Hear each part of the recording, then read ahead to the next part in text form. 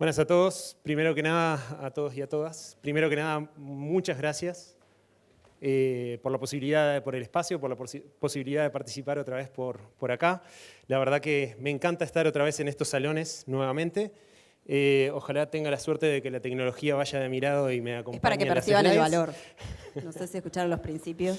Por mientras les voy contando de que la charla que les traigo hoy se trata de pruebas de performance. En el 2005 arranqué como tester de performance y en estos 18 años han cambiado muchas cosas.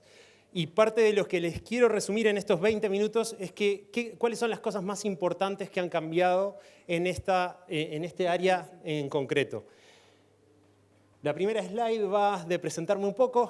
Me llamo Federico Toledo, soy uno de los fundadores de Abstracta.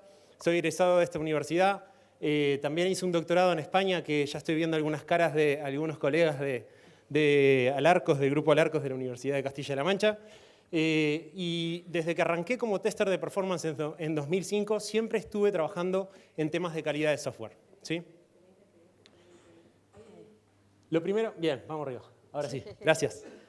Entonces, de testing de performance moderno, organicé la charla cerrando con algunas conclusiones finales, pero organicé en dos bloques principales que tienen que ver con dos de los principales pilares de la ingeniería de software. Entonces vamos a estar revisando algunas cosas que tienen que ver con qué ha cambiado con respecto a lo metodológico y qué ha cambiado con respecto a la tecnología y eso cómo ha impactado en las pruebas de performance. ¿Bien?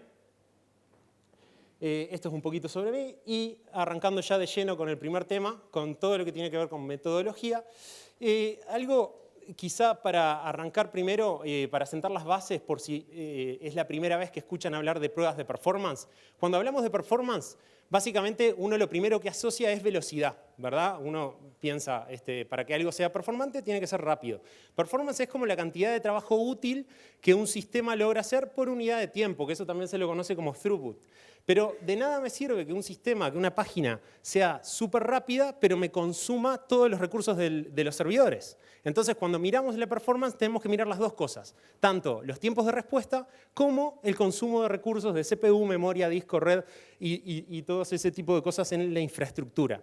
Cuando hacemos pruebas de performance, lo que hacemos generalmente son simulaciones con distintas herramientas que me permiten simular miles de usuarios accediendo a mi infraestructura, a mi sistema, y mientras hago esa simulación voy a estar midiendo cómo se está comportando mi infraestructura para entender así dónde están los cuellos de botella, dónde están las oportunidades de mejora. ¿Bien? Entonces, ¿qué ha cambiado en estos casi 20 años en cuanto a lo metodológico? Bueno, en la industria se ha ido adoptando cada vez de mayor manera todo lo que tiene que ver con metodologías ágiles y eso también impacta la forma en que hacemos las pruebas de performance. Porque si bien en el proceso en cascada, si pensamos en el Gantt, es como que la última barrita de todas abajo eran las pruebas de performance. Y se veía incluso hasta como un proyecto de pruebas de performance, algo que hacía un equipo especializado al final de todo, unos días antes de salir en producción. Y ahora lo que estamos haciendo, como con todo lo relacionado a metodologías ágiles, es intentar incorporar las tareas de calidad dentro del proceso de desarrollo, trayéndolo más hacia el equipo de desarrollo, trayéndolo más hacia y viéndolo de una forma más unificada, más integrada. Es así que que empiezan los conceptos de shift left para todo lo que tiene que ver con calidad, pero especialmente para performance. Cuando hablamos de shift left performance testing, lo que estamos queriendo decir es que ya desde el momento de estar definiendo los requerimientos, empecemos a tener conversaciones sobre cuáles son los requerimientos de performance. Cuando estamos desarrollando el sistema, empecemos a hacer pruebas tempranas y frecuentes de cuál es la performance de los distintos componentes que estamos desarrollando. ¿Bien? Acá algo importante que después voy a ahondar un poquito más es que como las pruebas de performance antes solían ser algo que se hacía al final y después lo íbamos a descartar, generalmente los scripts que preparábamos para esa simulación era algo descartable. ¿Sí? Entonces yo no le prestaba atención a la mantenibilidad o a la calidad de esos scripts. Eso es algo que ahora tenemos que verlo desde otra manera, desde otro ángulo, y ya tener en cuenta que si vamos a hacer pruebas de manera frecuente, entonces a mí me va a interesar que esos scripts sean mantenibles. ¿Bien? Entonces eso también es algo que ha cambiado bastante. Así como hablamos de shift left, también tenemos la idea de shift right. esto de shift left y shift right es si pienso el proceso de desarrollo como una línea temporal, llevarlo más hacia la izquierda es llevarlo más hacia lo temprano, llevarlo hacia la derecha sería ¿qué? Sería llevarlo a la puesta en producción o a lo que viene después de la puesta en producción, ¿sí? Entonces ahí entran los conceptos de, bueno, primero que nada, la prueba en producción. Me acuerdo que, seguro que varios acá les ha pasado que producción no se toca, ¿no? ¿Cómo vamos a probar en producción? No, pruebas se hacen en el ambiente de testing y quizá lo que se busca es que el ambiente de testing sea lo más parecido al ambiente de producción, porque mientras más separación haya entre esos dos ambientes, es mayor el riesgo de que todo funcione igual en un ambiente y en el otro. Pero si probamos directamente en producción, ahí las diferencias van a ser mínimas, ¿bien? Entonces, en teoría, pasa a ser digamos, la situación ideal probar en producción. Por supuesto, tiene un montón de desafíos, más que nada en el sentido de tener cuidado con los datos, de no estar tocando datos de producción, y también tiene desafíos de no estar consumiendo recursos de la infraestructura de producción y que eso tenga una consecuencia negativa en mis usuarios, ¿bien? Pero bueno, ahora creo que es una práctica mucho más común. Después tenemos también el concepto de ingeniería del caos, que lo popularizó bastante Netflix, con herramientas open source, incluso que liberó, que básicamente la idea, además de probar en producción, lo que hacen básicamente es matar un servidor o matar toda una zona de servidores en producción y asegurarse de que el sistema es suficientemente resiliente como para que los usuarios no se vean afectados con ese tipo de prácticas. O sea, estamos hablando de que hay un servidor atendiendo a una cantidad de usuarios y voy y lo apago. Y lo que quiero es ver cómo el sistema logra redistribuir la carga de alguna manera y que los usuarios no se enteren que eso está sucediendo. Después en los últimos años también hemos empezado a escuchar cada vez más de observabilidad, telemetría, un montón de cosas que después en el segundo bloque voy a aclarar un poquito más, ahondar un poco más. Y por último, estos últimos dos términos que pongo acá de pruebas AB y de Canary Releases, seguramente haya quien me diga que eso no es testing, pero piénsenlo así. Canary Release básicamente lo que uno hace es la nueva versión de mi sistema, se lo pongo en las manos de un grupo reducido de usuarios. Y de acuerdo a cómo observo que se comporta el sistema para ese grupo de usuarios, decido pasar a un grupo mayor de usuarios y así voy escalando hasta que llego a todos mis usuarios. Bueno, cada Canary Release es una prueba y si esa prueba pasa, entonces decido pasar a la siguiente prueba y si esa pasa, continúo hasta realizar el deployment, el despliegue en toda la infraestructura para todos los usuarios. ¿Bien? Así que en cierta forma también son pruebas que están más del lado de producción. Bueno, acá les traigo una anécdota de un proyecto en el que estaba trabajando para un cliente en Estados Unidos. Yo estaba haciendo más la parte de pruebas automatizadas, pero en un momento puse sobre la mesa de por qué no estamos haciendo pruebas de performance. Y la líder del proyecto lo que me planteaba es que, según su visión, no tenía sentido porque estábamos haciendo continuous delivery, lo cual significa que máximo cada 2 días se pasaban todos los cambios a producción. Entonces, el gap entre una versión y la otra era bastante pequeño. Entonces, el riesgo es bastante pequeño. Además, tenían todo un sistema de monitorización bastante bien implementado y tenían un esquema del rollback muy bien automatizado. Eso significa que si paso una nueva versión a producción, encuentro que genera algún problema, algún bug o que empieza a consumir más CPU o algo por el estilo, inmediatamente puedo deshacer el cambio. Entonces, toda su estrategia de pruebas de performance, no es que no se estuvieran haciendo pruebas de performance, sino que su estrategia estaba más en el shift right y no en las pruebas previo a pasar a producción, que es algo, digamos, un enfoque más tradicional de cómo concebimos el testing. ¿Bien?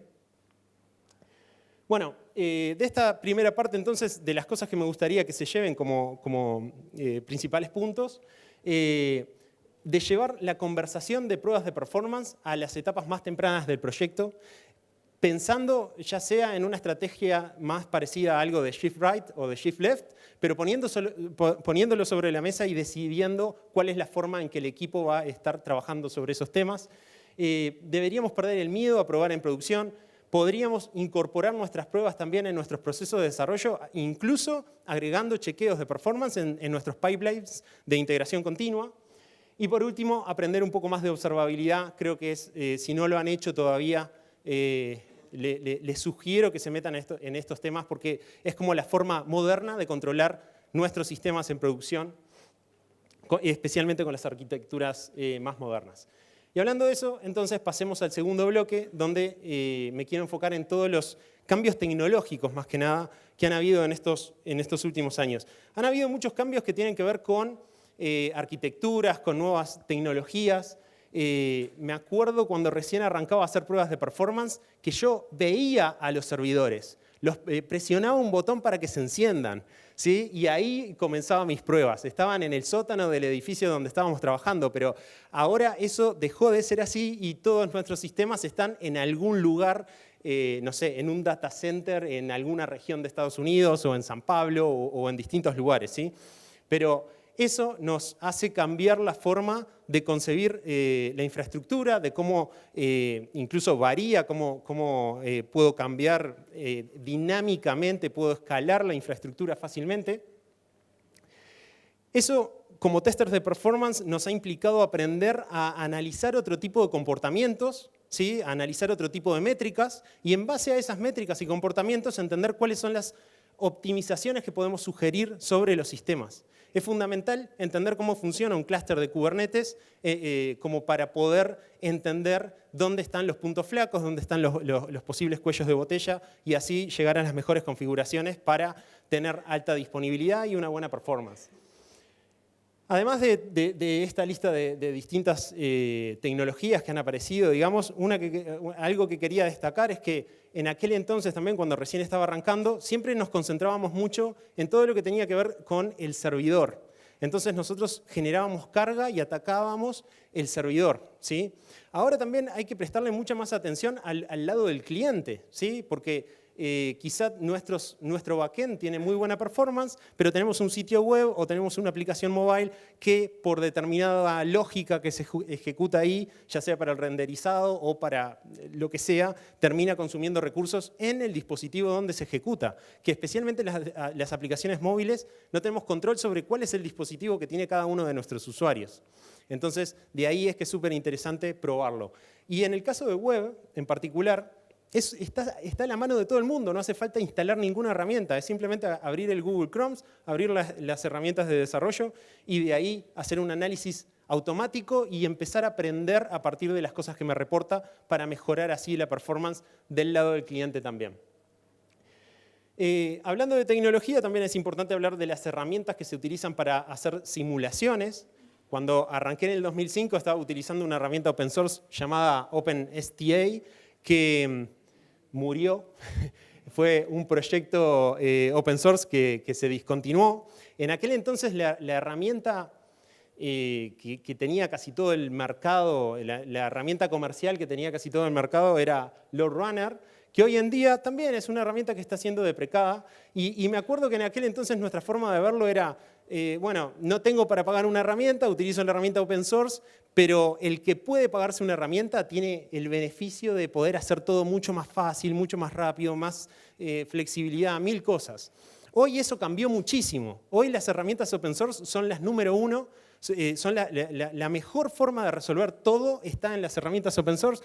JMeter probablemente es la herramienta open source más popular, pero cualquiera de las otras opciones, K6, Gatling, son excelentes opciones y lo que hacen las herramientas comerciales de hoy en día es dar un servicio en la nube donde uno agarra un script hecho con una herramienta open source, lo sube a la nube y ahí puede replicar la carga y ejecutar, por ejemplo, una prueba que consta de simular 10.000 usuarios accediendo desde Estados Unidos, 5.000 usuarios accediendo desde Japón, 2.000 desde Europa y así hacer una prueba distribuida que me permite también probar las arquitecturas distribuidas que tenemos hoy en día para acceder, para brindarle un buen servicio a los usuarios alrededor de todo el mundo, ¿no?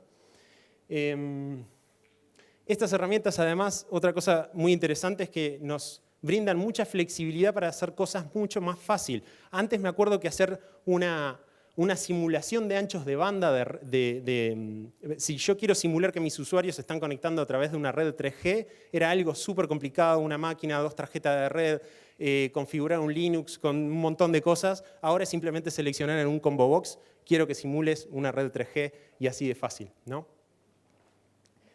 Bueno, así como está la parte de simulación, también tenemos toda la parte de herramientas de monitorización. Acá se ha avanzado muchísimo. Antes uno generalmente accedía a las métricas que brindaba el sistema operativo y cruzaba los datos en una planilla Excel. Hoy en día tenemos las herramientas que se conocen como APMs, Application Performance Management, que lo que hacen es capturar métricas de todos los distintos componentes de nuestra arquitectura y brindar una interfaz web a través de la cual uno puede navegar todos esos datos, correlacionarlos, filtrar, hacer un montón de cosas. Algunas de ellas son Datadog, New Relic, Dynatrace, AppDynamics, son probablemente las más populares.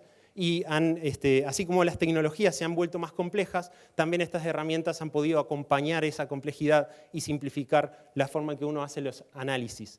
Acá es donde entra lo de observabilidad. Todas estas herramientas son básicas para poder agregarle observabilidad a nuestros sistemas, que esto significa permitir entender lo que pasa dentro de un sistema observándolo desde afuera, solamente mirando entradas y salidas. Entonces, con este tipo de herramienta, capturando más métricas, logs y trazas, es que uno realmente puede tener un entendimiento cabal de qué es lo que está pasando en el sistema para poder encontrar cuellos de botella y optimizaciones. ¿Bien? Y bueno, y de esta parte, que ya llegando al final, lo que me gustaría que se lleven es que hay un montón de tecnologías, y esto va a seguir sucediendo, ¿no? Van a seguir surgiendo nuevas arquitecturas, nuevas tecnologías. La parte importante para el testing de performance es entender a qué métricas prestarle atención, ¿sí? Cuáles son los comportamientos que hay que prestarle atención para encontrar esas optimizaciones y así hacer los análisis que creemos que son importantes para esta tarea.